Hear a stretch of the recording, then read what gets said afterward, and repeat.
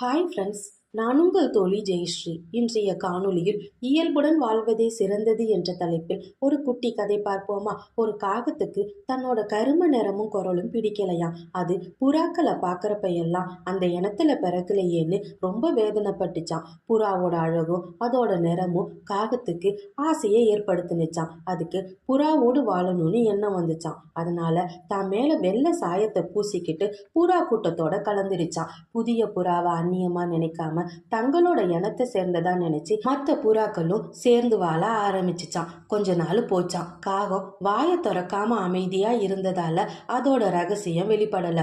ஒரு நாள் அதிகாலை புறாலாம் நல்லா தூங்கிக்கிட்டு இருந்துச்சான். காகம் தன்னை மறந்து சந்தோஷமா கத்த ஆரம்பிச்சிருச்சான். உடனே புறாக்கள்லாம் விழிச்சுக்கிச்சு. அட திருட்டு காகமே, இத்தனை நாளா எங்களை ஏமாத்திக்கிட்டா இருந்த அப்படின்னு சொல்லிட்டு ஆளுக்கு கொத்த ஆரம்பிச்சிடுச்சான்.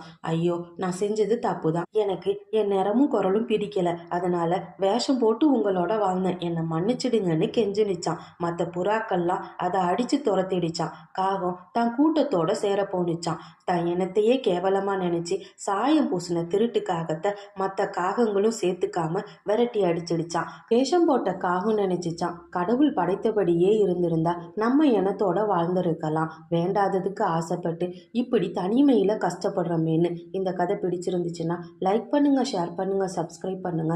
நன்றி நண்பர்களே.